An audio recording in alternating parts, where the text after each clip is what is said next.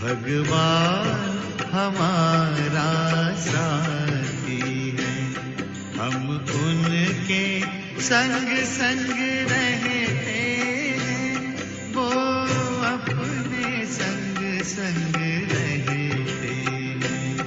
जैसे दीपक में बाती है, भगवान हमारा साथी है।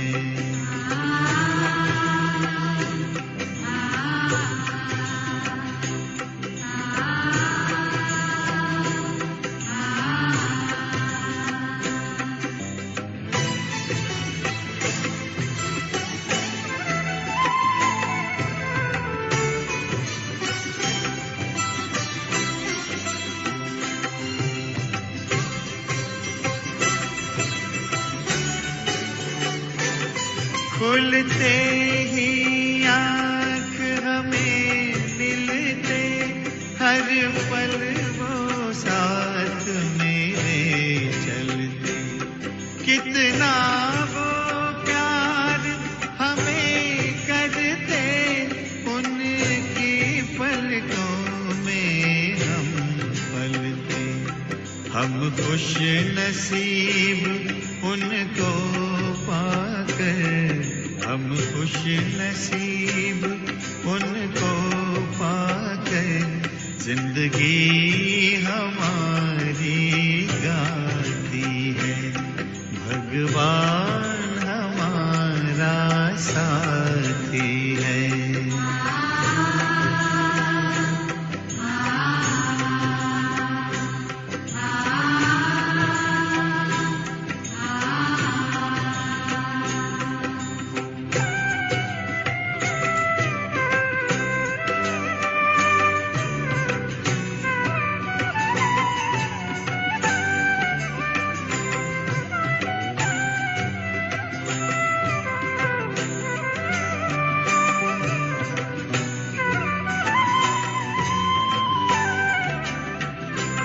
इतना दुलार माँ की ममता, हम प्यार पिता का पाते हैं। शिक्षा देते, रक्षा करते, अपना सर्वस्व लुटाते हैं।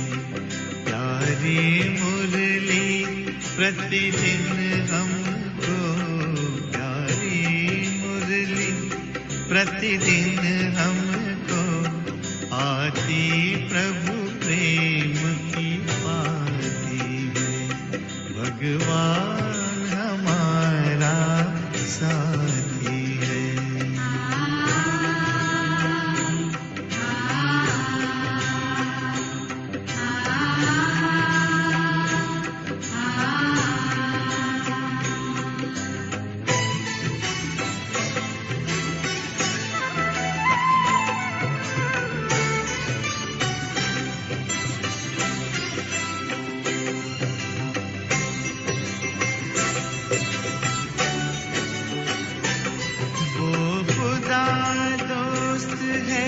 खिदमत में हाजिर है हजार भुजाओं से, अपनी किस्मत के क्या कहने, सिर पर है हाथ दुआओं के। ऐसा साथी किसका होगा, ऐसा साथी किसका होगा, ये सोच आँख भर आती है, भगवान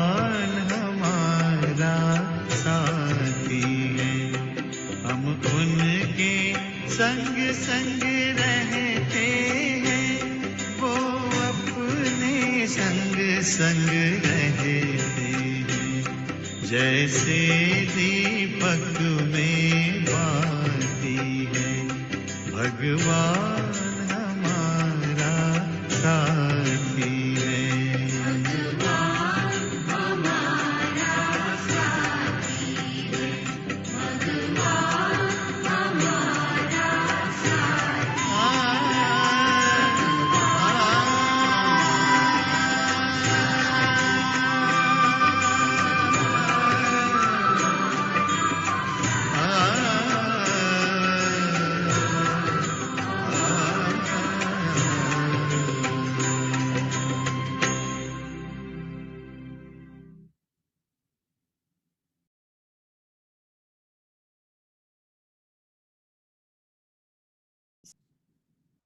ओम शांति।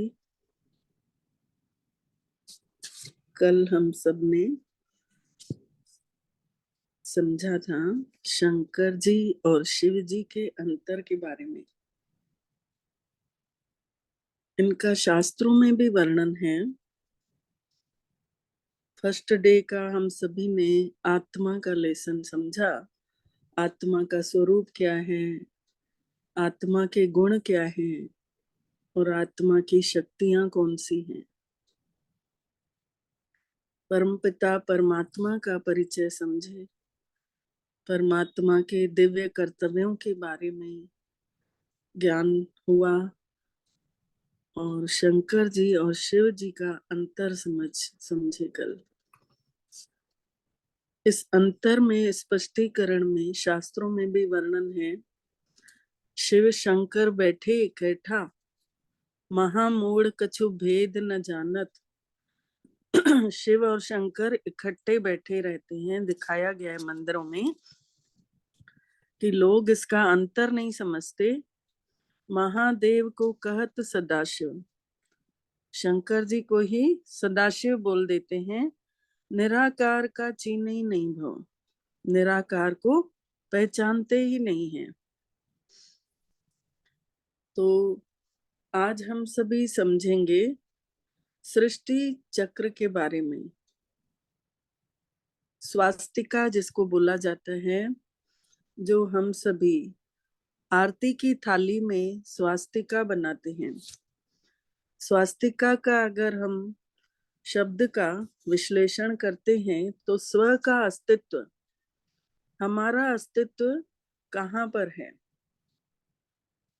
आरती की थाली सजा करके उसमें बीच में हम लोग सुपारी रखते हैं।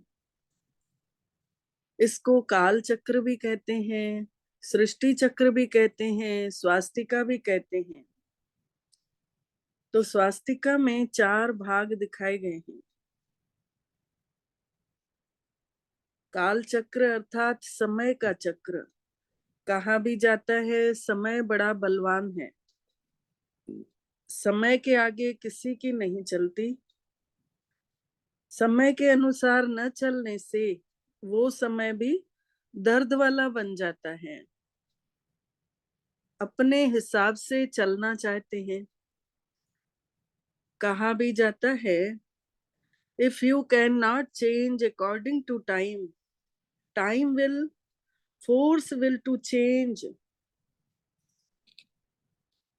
Time will kill you. अगर नहीं मानते हैं तो समय हमें बहुत दर्दनाक सीन भी दिखाता है। तो परिवर्तन जो है कुदरत का नियम है। दिन और रात का परिवर्तन 24 घंटे में बदलते रहते हैं। एक हफ्ते में 7 दिन होते हैं। फिर से सोमवार फिर से आता है, संडे फिर आता है। तो 7 दिन का चक्र जब टाइम पीरियड पूरा होता है तो फिर से एक हफ्ते की शुरुआत फिर होती है। ऐसे ही मनुष्य का भी जन्म होता है, बच्चा, फिर युवा अवस्था, फिर गृहस्थ धर्म, फिर वृद्ध होता है। 4 अवस्थाएं मनुष्य के जीवन से भी पूरी होती हैं। प्रकृति को देखा जाए तो प्रकृति में भी पानी वाष्प बनकर बादल बन जाते हैं और फिर बरसते हैं, फिर नदियों के द्वारा सागर में मिलता है पानी, और फिर ये चक्र चलता रहता है। ऋतुओं का परिवर्तन, बारिश, इसके बाद गर्मी, फिर गर्मी के बाद ठंडी, ऐसे ऋतुएं भी परिवर्तित होती रहती हैं। तो ये समय चक्र भी 4 भागों में बटा हुआ है। कुदरत को कोई बदल नहीं सकता, ये चक्र नित्य प्रति नित्य चलता रहता है। जैसे हम सभी नया साल मनाते हैं, उसके बाद ठीक 1 साल बाद फिर से 1 जनवरी आता है। 365 दिन साल के पूरे होते हैं, और जैसे ही टाइम पूरा होता है फिर से 1 जनवरी। मतलब इस चक्र का भी ड्यूरेशन रहता है। तो दुनिया की कारोबार सभी लोग इंग्लिश के कैलेंडर से करते हैं, इंग्लिश कैलेंडर के हिसाब से चलते हैं, और अपने मुहूर्त जो निकालते हैं, अपने जो त्योहार रहते हैं, वो हिंदू कैलेंडर के हिसाब से निकालते हैं। हालांकि हिंदू कैलेंडर भी साइंस के आधार पर ही बना हुआ है। तो ये 5 4 चक्र जो है, सृष्टि चक्र, इसको 4 भागों में बांटा गया है। इसमें चारों भागों में एक एक बिंदी भी लगाते हैं हम सभी। तो बिंदी अर्थात हम सभी आत्माएं ज्योति स्वरूप, बिंदी स्वरूप हैं, और हम सभी चारों युगों में आए हैं। सत्ययुग, त्रेता युग, द्वापर युग, कलयुग। सत्ययुग के समय राइट साइड डंडी दिखाई गई है, राइट साइड इसकी डंडी। और सतयुग के समय मतलब सच्चाई का समय, सत्य युग, सच्चाई का समय। तो इस सत्य समय में गोल्डन दुनिया दिखाई गई है, पीले रंग की। मतलब हर चीज सच्चाई ईमानदारी से चलती है। हर आत्मा एक दूसरे के प्रति सबका सच्चा भाव रहता है। उस समय सृष्टि की शुरुआत देवी देवताओं से होती है। तो इस सृष्टि पर देवी देवताओं के साथ 1250 वर्ष बीतते हैं। देवी देवता अर्थात देने वाली आत्माएं। और इस गोल्डन दुनिया में देखिए राधा कृष्ण दिखाए गए हैं। राधा कृष्ण और कृष्ण जी को बांसुरी दिखाई जाती है। बांसुरी अर्थात सुख शांति की प्रतीक, सुख चैन का समय। राइट साइड डंडी अर्थात हर काम सही तरीके से होना, सीधे हाथ से करना। आज भी हम सबको वही स्मृतियां हैं। कभी हम कुछ भी काम करते हैं तो कहते हैं सीधे हाथ से दो। इसीलिए सीधे हाथ की वो स्मृति है कि मैं कभी सत्यवादी थी।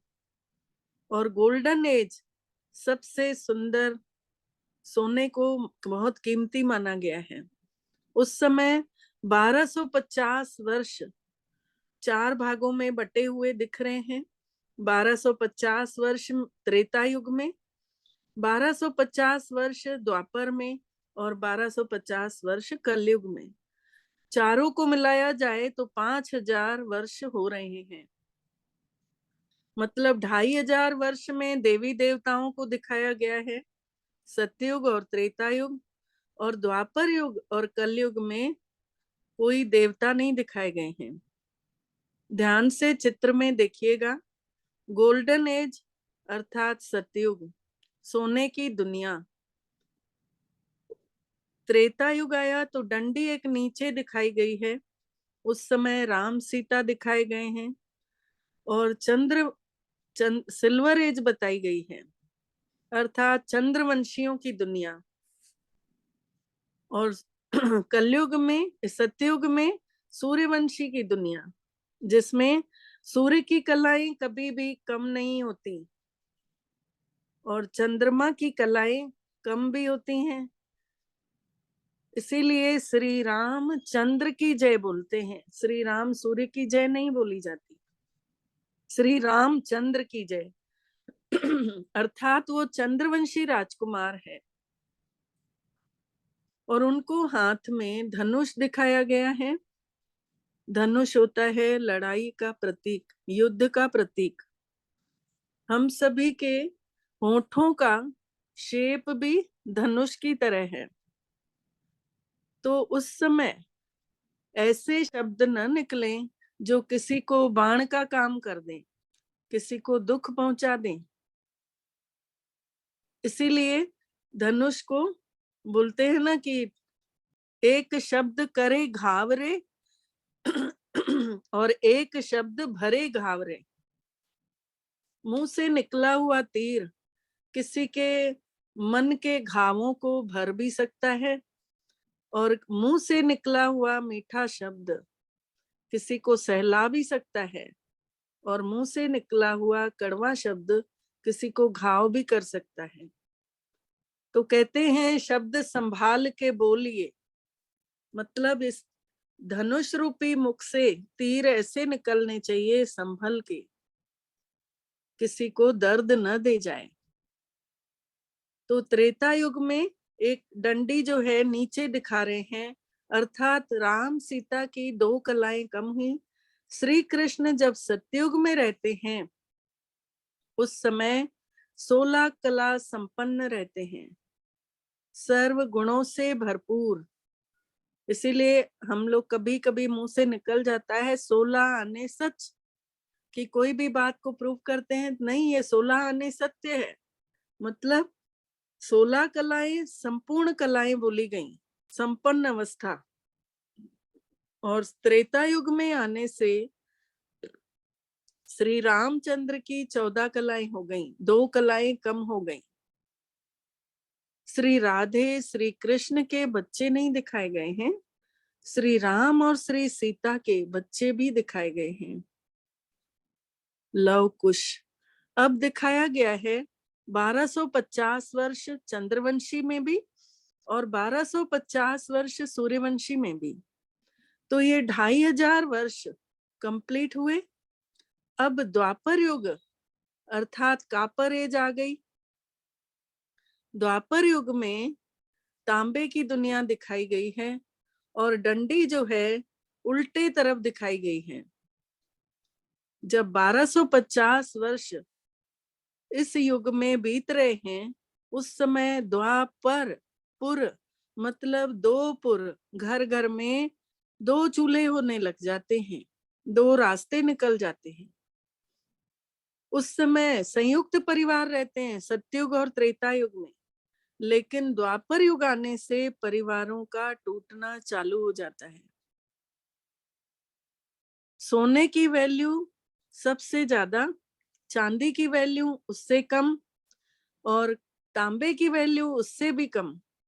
तो जब द्वापर युग में 1250 वर्ष बीत रहे होते हैं और लोगों के अंदर बंटवारे की भावना आ जाती है, घर घर में दीवालें उठने लगती हैं, तब परमपिता परमात्मा को दिखता है कि मेरे बच्चे इतने सुंदर थे, इतने सुशील थे, गुणवान थे, वो बच्चे आपस में कैसे लड़ने लग गए। और उन्होंने उस समय धर्म स्थापकों को भेजते हैं। अब हम सभी अपने दिल पर हाथ रखकर देखें, बिल्डिंग में बच्चे नीचे खेल रहे हैं, मम्मी ऊपर से बुला रही है, बोल रही है बेटा आ जाओ, भूख लगी होगी, आ जाओ। बच्चा नहीं मान रहा है, बोलता है नहीं और खेलूंगा। खेलते खेलते शाम हो जाती है, बच्चा गिर जाता है और मम्मी पापा को उसकी आवाज आती है कि मेरा बेटा रो रहा है। किसी न किसी को जल्दी से दौड़ाएंगे कि जाओ बेटे को ले आओ, रो रहा है शायद। और उसके बाद जब लेट होती है, बच्चा नहीं आता, तो फिर मम्मी खुद दौड़ के जाती है, जाकर के उस बच्चे को ले आती है, आकर के उसको नहलाएगी, साफ सुथरा करेगी, उसको कपड़े पहनाएगी, खाना खिलाएगी, उसकी चोट को पोंछती है, उसको पट्टी करती है, ड्रेसिंग करेगी। उसके बाद बच्चे को मना करती है, बेटा अब नहीं जाना। बच्चा मानेगा? नहीं मानेगा, क्योंकि उसको उस गेम में मजा आ रहा है, भले रो भी रहा है लेकिन मजा आ रहा है। ऐसे ही भगवान ने जब देखा कि हम सभी इतने सुंदर थे, देवी देवताओं के रूप में थे, पहले के जमाने में जो नाम भी रखे जाते थे ना, उसमें कमला देवी, वीणा देवी, कृष्णा देवी, देवी शब्द जरूर लगता था, क्योंकि देने वाले दाता की संतानें, हम सब बच्चे भी देने वाले हो गए थे। लेवता कब से बन गए, लेने वाले कब से बन गए? द्वापर युग से लेने वाले बन गए। तो इसी द्वापर युग में जब परमपिता परमात्मा ने ऊपर से देखा कि मेरे बच्चे इस अवस्था में पहुंच गए हैं कि लड़ाई झगड़ा चल रहा है, तो पहले तो उन्होंने धर्म स्थापकों को भेजा। क्राइस्ट आए क्रिश्चियन धर्म स्थापन करने, बुद्ध द्वारा बौद्ध धर्म स्थापन हुआ, इब्राहिम द्वारा इस्लाम धर्म स्थापन हुआ, और फिर अंत में गुरु नानक जी के द्वारा सिख धर्म स्थापन हुआ। इसके बावजूद भी लोगों में वो बदलाव नहीं दिखा। उसके बाद भी लोग इधर उधर भटक रहे थे, उसके बाद भी लोगों में कोई परिवर्तन नहीं दिखा, उल्टा और अति होने लगी। पाप बढ़ने लगे, अत्याचार बढ़ने लगे, बुराइयां बढ़ने लगी। तो अंत समय आ गया, और उस समय कलयुग जिसको बोल दिखाया गया है काले रंग का, कलयुग आ गया। मतलब कलह क्लेश का समय, घर घर में कलह क्लेश होने लग गए। डंडी को ऊपर दिखाया गया है, अर्थात अति होने लगी हर बात की। तो जब अति होती है किसी भी चीज की, तो अंत भी तो होता है। तो उस कलयुग और कलह क्लेश के समय जब भगवान ने देखा इतने सब धर्म स्थापक पवित्र आत्माएं गई, उसके बाद भी कोई नहीं संभल रहे हैं, तो परमपिता परमात्मा को कलयुग के अंत में 100 साल जब बचे हुए थे, उस समय उतरना पड़ा, और उस समय का नाम दिया गया संगम युग। कलयुग के अंत का नाम दिया गया संगम युग, जब 100 साल बचे रहते हैं। अब कलयुग में अंत की निशानियां क्या है? वो शास्त्रों में वर्णन है, 4 चीजें बताई गई हैं शास्त्रों में। जब गाय गंध के ढेर पर मुंह डालेगी, जब अनाज पैकेटों में बिकेगा, और जब कन्या अपने मुख से वर मांगेगी, और जब औरतें केश का श्रृंगार करेंगी, बालों का श्रृंगार करेंगी, नाखूनों का श्रृंगार होगा। तो ये सब चीजें कितने सालों से दिख रही हैं। कलयुग अर्थात कलह क्लेश का समय कितने दिनों से चल रहा है। जिस गाय माता जिसको बोला जाता था, जिस गाय की पूजा होती थी, वो गाय आज गंध के ढेर पर ही खड़ी रहती है। खाने को नहीं है, बेचारी पन्नियां कागज ये सब खा रही है। अनाज पैकेटों में आ रहा है। आज लेडीज लोग देखा जाए तो कितने कलर कलर के बहुत सारे केमिकल वाले कलर लगा रहे हैं, जिसमें कोई नारंगी कलर, कोई कैसा कलर, कोई काला कलर, हर तरीके के कलर आ गए हैं बालों को सजावट के लिए। और आज लड़कियां भी अपने मुख से बोल रही हैं कि मैं फलाने के साथ शादी करूंगी। तो ये अवस्था कितने साल दिनों से चल रही है, कितने दिनों से लोगों को ऐसे इस माहौल में देख रहे हैं। तो जब परम पिता परमात्मा ने देखा कि ऐसा अंत का समय, जिस समय लोगों में अति बढ़ गई है, पापाचार बढ़ गए हैं, विकार बढ़ गए हैं, बुराइयां बढ़ गई हैं, मीठापन सबका खत्म हो चुका है, आत्माएं खाली हो चुकी हैं।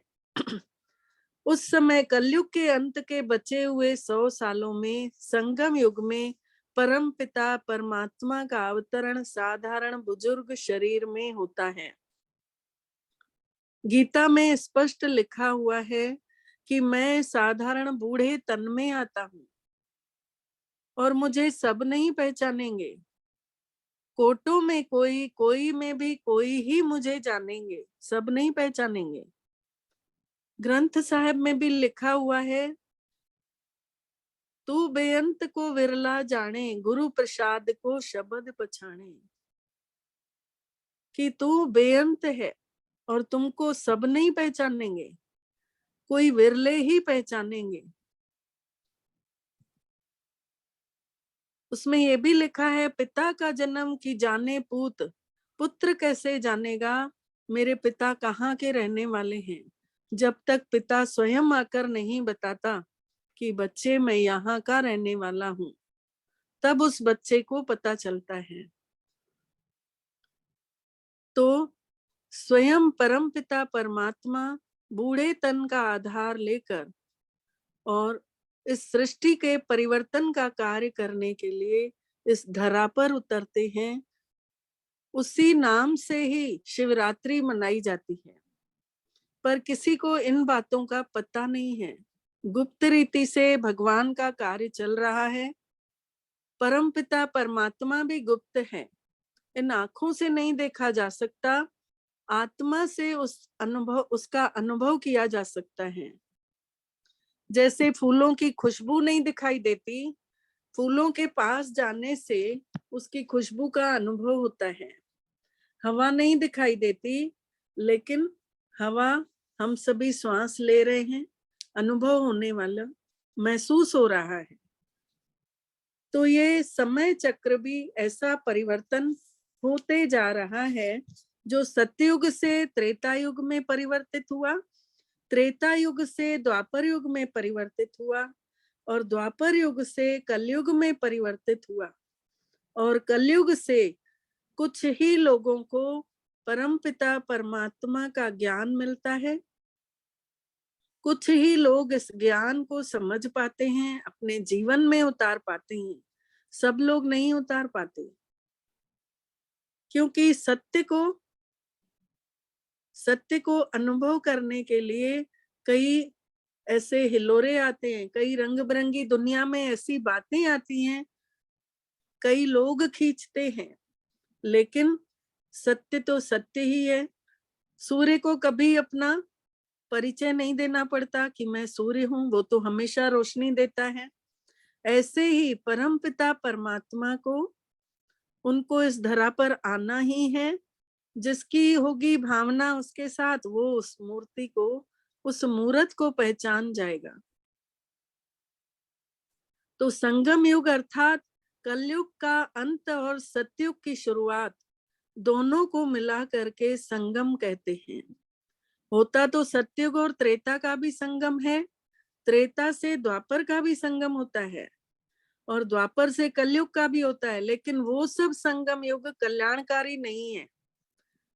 ये संगम युग जो है ये कल्याणकारी है, जिसमें सब लोगों का भला हो रहा है। इसीलिए हम सभी घरों के बाहर जब भी स्वास्तिका बनती है तो सभी लोग लिखते हैं शुभ लाभ, अर्थात शुभ सोचेंगे तो लाभ मिलेगा, अच्छा सोचेंगे तब लाभ मिलेगा। लाभ का उल्टा होता है भला, तो शुभ सोचने से ही भला होता है। भले हम करें बाद में, कर्मों में बाद में आता है, पर सोच तो हम अच्छी रख सकते हैं। तो ये संगम युग जो है, कलयुग का अंत और सतयुग की शुरुआत, इस बीच के संगम में परमपिता परमात्मा साधारण बूढ़े तन में आकर अवतरित होते हैं, जिससे सब लोग नहीं पहचानते। और इस ब्रह्मा का डिटेल आपको उनकी जीवन कहानी में कल आपको बताया जाएगा कि ब्रह्मा किसको कहा जाता है। जिस शरीर में अवतरित होते हैं कलयुग के अंत में, उनका नाम दादा लेखराज रहता है। इसका डिटेल हम आपको कल बताएंगे, लेकिन अभी हम इस समय चक्र को पूरा करेंगे। ऋतुओं का परिवर्तन, जैसे दिन का परिवर्तन, दिन और रात का परिवर्तन, कितने सालों से रात दिन बदलते आए हैं, कितने सालों से कितने हफ्ते बीतते गए, कितने महीने बीतते गए। हर महीने की पहली तारीख पुनः आती है, 365 दिन पूरे होते हैं, पुनः 1 जनवरी आती है। वैसे ही सतयुग, त्रेतायुग, द्वापर युग, कलयुग पूरा होने के बाद पुनः सतयुग रिपीट होता है। तो ये साइकिल जो है दिन रात चलते रहता है। हम सभी गुरुद्वारों में भी सुने थे, श्लोक रात लास्ट में पढ़ा जाता है कि दिवस रात दुई दाई दाया खेले सगल जगत। दिन और रात एक खेल के समान पूरे संसार को रच दिया है, जो बदलते रहते हैं और संसार चलते रह रहा है। ये खेल संसार का चलते रह रहा है, दिन और रात परिवर्तित होते रह रहे हैं। तो 12 बजने वाला है। इस सृष्टि चक्र में दिखाया गया है कि दोनों कांटे अभी मिले नहीं है, थोड़ा सा समय बचा है। इस अंत के समय में थोड़ा सा समय बचा हुआ है, जब ये संगम युग भी पूरा होने वाला है। परमपिता परमात्मा को इस धरती पर आए हुए 87 साल हो चुके हैं, 87 ईयर्स। बाकी 13 साल बचे हुए हैं संगम युग के। 13 सालों में कितना तेजी से अभी परिवर्तन चल रहा है। फिर से पुनः यही दुनिया अच्छी बन जाएगी। कुछ लोगों से शुरुआत होगी, जैसे लोग कलम लगाते हैं, गुलाब की कलम निकाल के दूसरे जगह लगाते हैं, तो वो फिर से उगने लग जाता है। किसान अपने बीज जब खेती करता है तो कुछ अच्छे बीजों को संभाल के रखता है कि अगले वर्ष फिर यही बीज मैं लगाऊंगा तो अच्छी फसल होगी। ऐसे ही परमपिता परमात्मा का कार्य, कुछ अच्छे लोगों से शुरुआत होगी इस फिर से नई दुनिया सतयुग की। हम सभी को अभी परमपिता परमात्मा ने आत्मा का ज्ञान दिया है, और इस आत्मा को के ज्ञान से हम सभी जब उनकी आज्ञा का पालन करते हैं, अपने को आत्मा अनुभव करते हुए जब हम हर कार्य को करते हैं, तब वही कार्य में हमें सफलता भी मिलती है। और वो कार्य में हमें सफलता मिलने के साथ साथ कार्य बहुत अच्छे ढंग से पूरा हो जाता है, क्योंकि उसमें परमपिता परमात्मा की शक्ति भरी हुई है। जब तक हम अपने को शरीर समझेंगे, तब तक हमें कहीं भी कोई सफलता नहीं मिलने वाली। ये 100% श्योर है। मतलब आत्मिक अनुभूति एक ऐसी चीज है, जिसने इसका रस ले लिया और अगर नहीं टिक पा रहा है, आत्मिक अनुभूति नहीं हो पा रही है, तो सुबेरे 4 बजे अमृत वेले का समय बहुत अच्छा रहता है। उस समय अगर हम उठ करके परमात्मा से ये निवेदन करें, प्रार्थना करें कि हे भगवान, मुझे अपने जैसा बना दो, मुझे अपने जैसे स्वरूप में टिका दो। मैं नहीं जानता, मैं आपका बच्चा हूँ, मुझे आपकी तरह बनना है। तो ऐसे कोई भी माता पिता नहीं है जो अपने बच्चों का कहना नहीं मानेंगे। आत्मिक स्वरूप में अपने आप उस दिन अनुभूति होती रहेगी, और उस अनुभव के साथ दिन पूरा बीतेगा, बड़ी खुशी से बीतेगा। किसी चीज में हताश नहीं होंगे, उदास नहीं होंगे।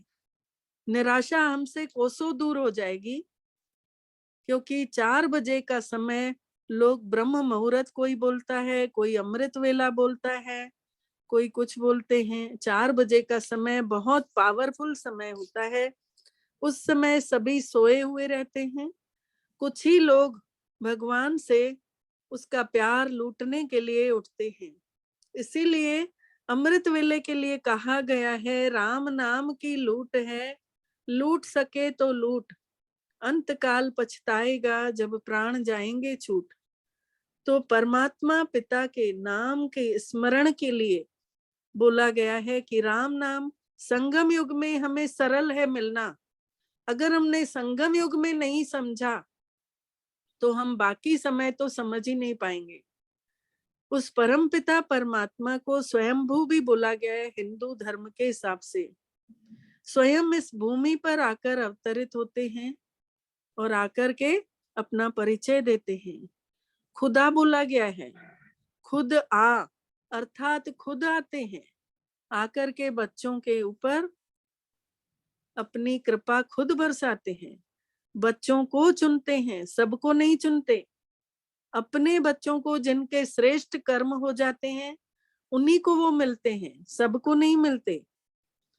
इसीलिए कहा जाता है ई व्यापार विरला व्यापारे, ये व्यापार कोई विरले ही व्यापार करते हैं बच्चे, जिनको अमृत वेले का रस आ गया चखना, और एक बार जिसने उसका टेस्ट ले लिया वो तो उठेगा ही उठेगा। वैसे भी देखा जाए तो रात को जरूर अपन वॉशरूम के लिए तो जरूर उठते ही हैं, तो क्यों न थोड़ी देर उसका स्मरण करके इसके बाद सो जाएं, उससे प्राप्ति कर ले, इसके बाद सो जाएं। और जिसकी गुड मॉर्निंग ही भगवान से होगी उसका दिन कैसा जाएगा। जिसकी सुबह की शुरुआत ही परमात्मा पिता से हो रही है, उनसे बातें करते हो रही है, तो उसका दिन तो बड़ा अच्छा जाना है, क्योंकि भगवान उसके साथ हो लेता है।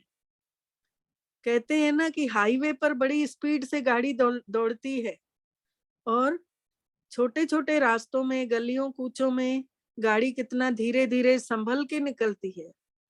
तो दिन भर भक्त लोग भी पुकारते हैं ना भगवान को।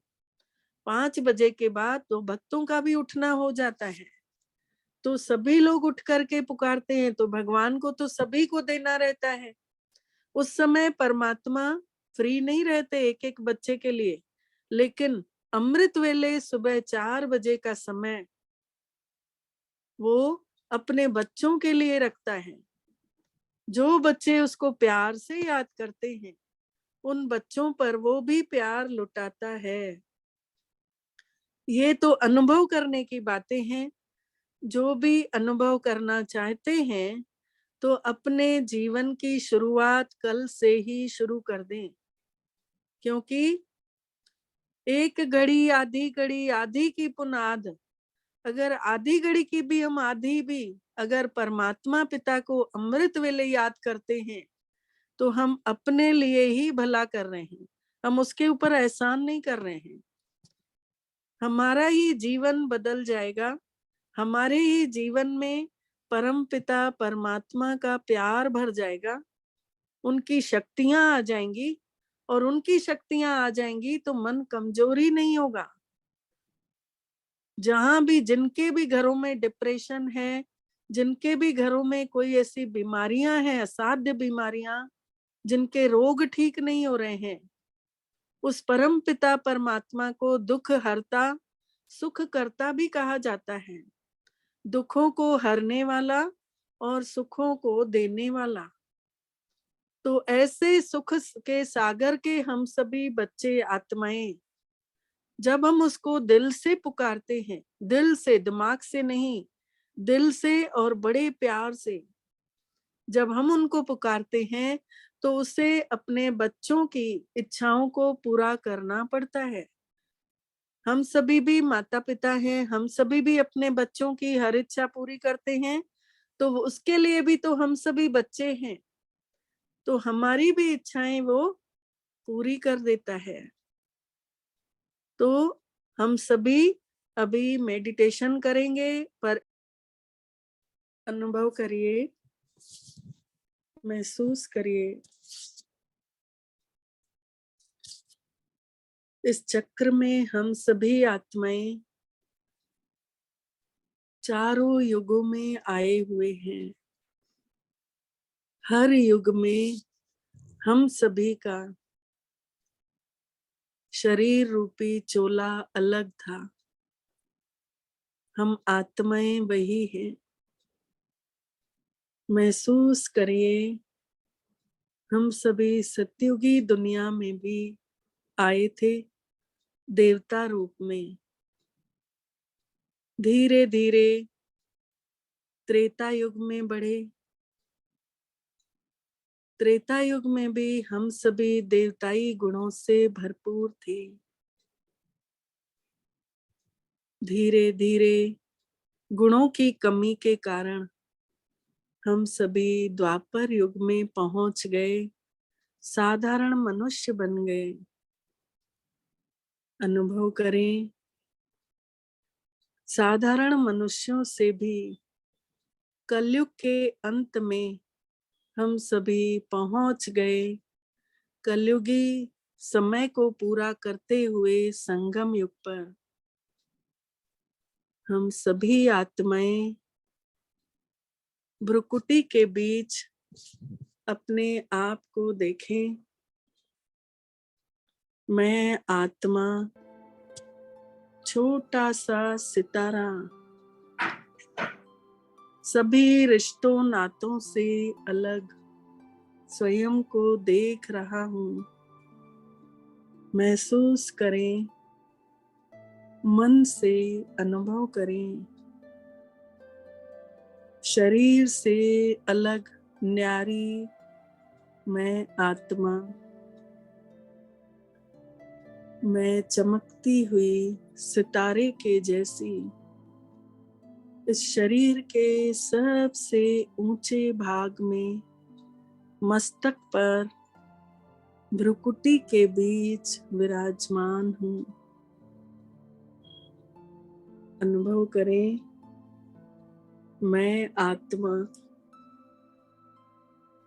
धरती का आंगन छोड़कर चलते हैं बादलों से पार ऊपर की ओर प्रकाश के संसार में नीले आकाश से पार। महसूस करें बहुत हल्कापन। मैं आत्मा अपने असली घर की ओर बढ़ते जा रही हूँ सितारे के रूप में, परम धाम की ओर उड़ते उड़ते मन से यात्रा कर रही हूँ। सुनहरे लाल प्रकाश की दुनिया में, दिव्य प्रकाश के घर में चारों तरफ शांति ही शांति है। प्रकाश ही प्रकाश है। महसूस करें परम धाम को। मेरा ये प्यारा घर प्रकाशवान किरणों से सजा हुआ है।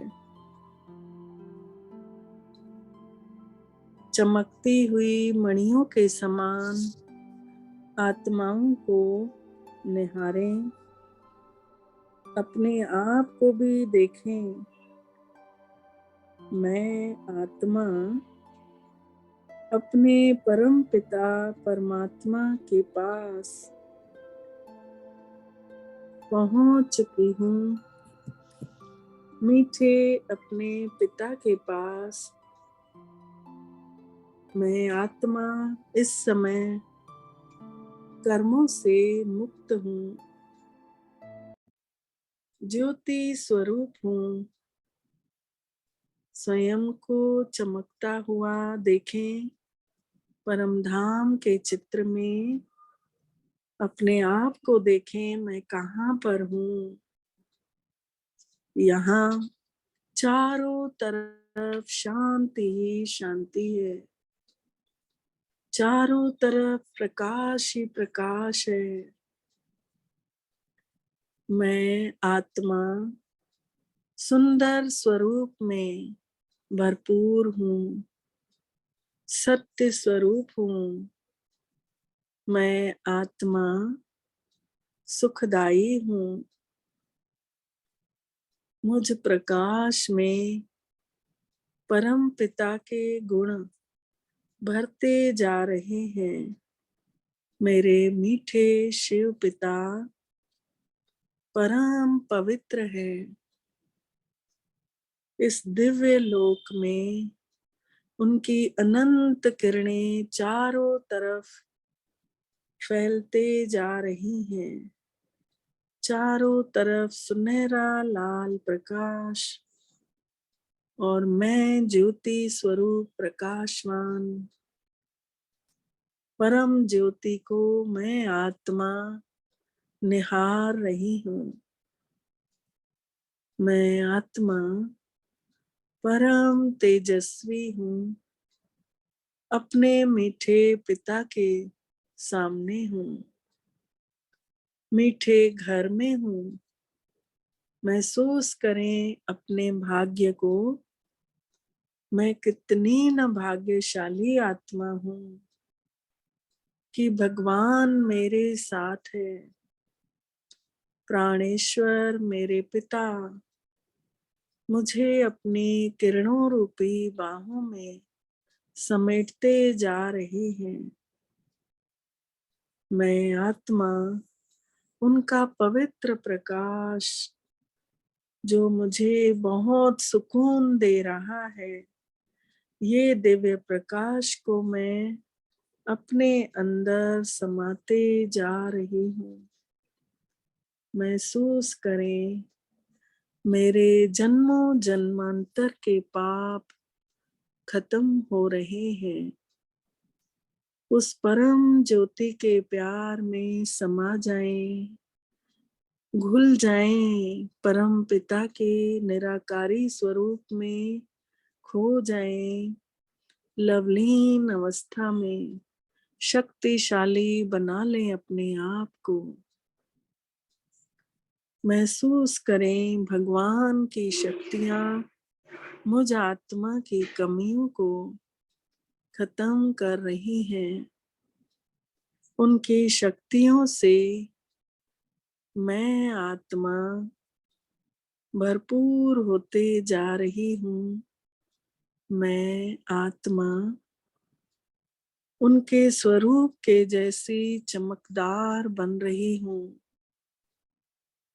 मीठे परम पिता शिव पिता की शक्तिशाली तेजोमय किरणें मेरी पुरानी आदतों को बदल रही हैं। मेरी आदतें दिनों दिन परिवर्तित होकर अच्छी आदतें बनते जा रही हैं। मैं आत्मा चमकती हुई मणि बेदाग हीरा हूँ। मैं आत्मा निर्मल हूँ, पवित्र हूँ, शुद्ध हूँ, सत्य स्वरूप में हूँ, शांत हूँ। मैं आत्मा प्रकाशवान हूँ। परम पिता के प्यार में मैं प्रेममय हो चुकी हूँ। उनके साथ रहते रहते मेरे अंदर शक्तियां भरते जा रही हैं। मेरा स्वरूप शक्तिशाली बन चुका है। महसूस करें मेरे अंदर देवत्व जग रहा है। दैवी गुण समाते जा रहे हैं। कुछ नहीं सोचें, केवल परम पिता परमात्मा के स्वरूप पर टिके रहें।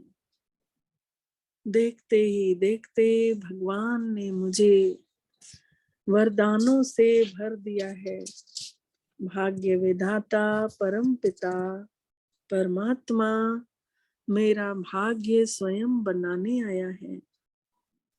मैं अविनाशी आत्मा दिव्य तेजो में प्रकाशवान हो चुकी हूँ। कितना न मैं अपने पिता को दिल का धन्यवाद अदा करूं, शुक्रिया अदा करूं कि आपने मुझे कितने प्यार से अपना बना दिया है। संसार का कल्याण करने की जिम्मेवारी हम सभी को दे दी है।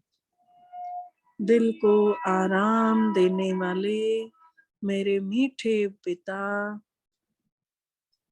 मेरा दिल भी आपकी तरह साफ और स्वच्छता से भर जाए, आपके प्यार से भर जाए। आत्मा भरपूर हो गई भगवान का संग पाकर, सत्य का संग करके आत्मा भरपूर हो गई। महसूस करें, सत्संग करके हम सभी नीचे की ओर, संसार की ओर उतर रहे हैं। परम पिता की आज्ञा लेकर अनुभव करें, हम सभी शक्तियों और प्यार से भरकर उतर रहे हैं नीचे की ओर। धीरे धीरे चैतन्य सितारे उतरते आ रहे हैं नीचे की ओर। परम पिता से प्रभु प्रसाद लेकर आए हैं। ये प्रसाद हमें सभी को बांटना है, सभी को बांट के खिलाना है। किसी को प्यार बांटना है, किसी को शक्तियां बांटनी है, किसी को सुख बांटना है। और धीरे धीरे उतरते उतरते हम सभी पहुंच रहे हैं अपने अपने शरीरों में। भ्रुकुटी में आकर बैठ जाएं।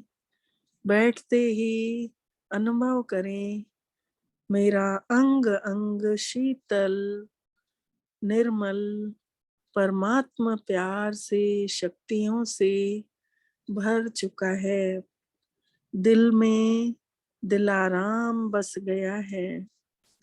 सबके प्रति मेरा देखने का नजरिया बदल चुका है।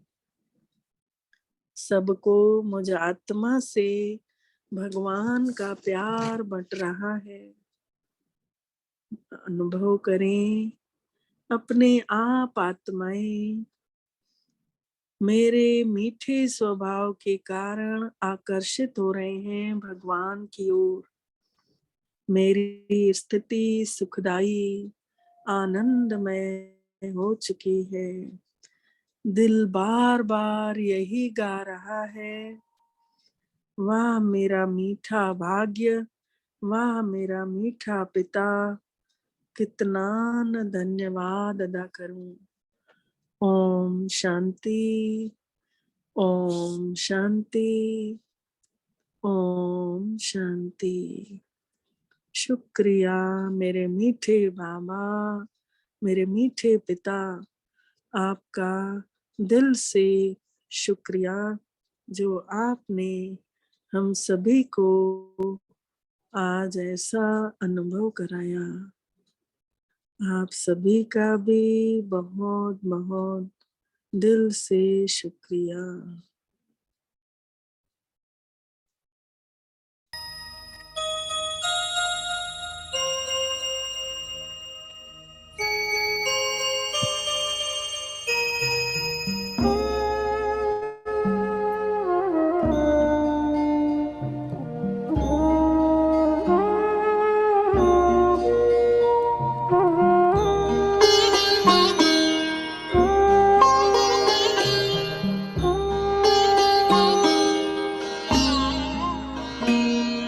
ज्योति बिंदु परमात्मा से है मेरी आत्मा, अब चल कर ले मिलन। परमानंद का अनुभव कर, ओ परमानंद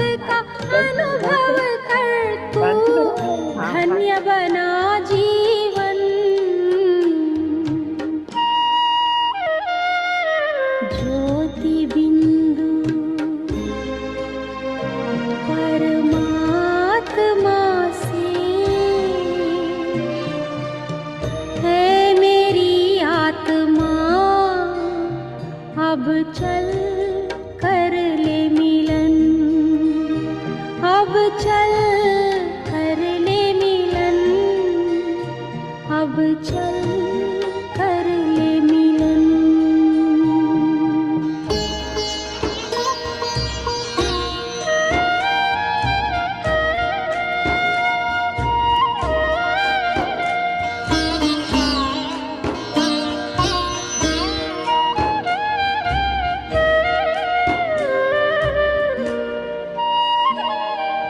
प्रभु की प्राप्ति का मूल मंत्र है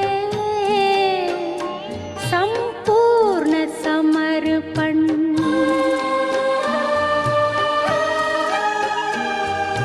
है आत्मा चल प्रभु को सौंप दे, तू सारा जीवन। ओ देख प्रभु तेरे निकट विराजे, ओ देख प्रभु तेरे निकट विराजे, कर ले अभिवादन। ज्योति बिंदु परमात्मा से, है मेरी आत्मा अब चल कर ले मिलन, अब चल कर ले मिलन, अब चल कर ले मिलन।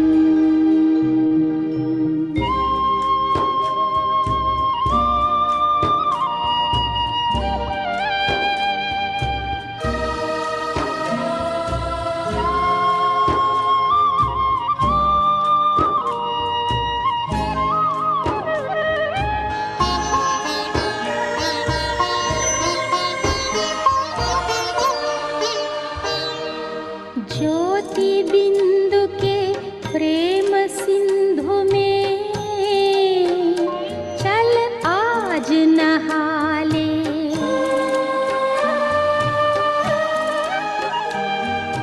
परम पिता का प्रेम पात्र बनकर तू शुभ वर पाले। ओ किरण किरण को निरख नयन से, ओ किरण किरण को निरख नयन से, हो जा मन में मगन। ज्योति बिंदु परमात्मा से, है मेरी आत्मा अब चल कर ले मिलन। परमानंद का अनुभव कर तू, परमानंद का अनुभव कर तू, धन्य बना जीवन। ज्योति बिंदु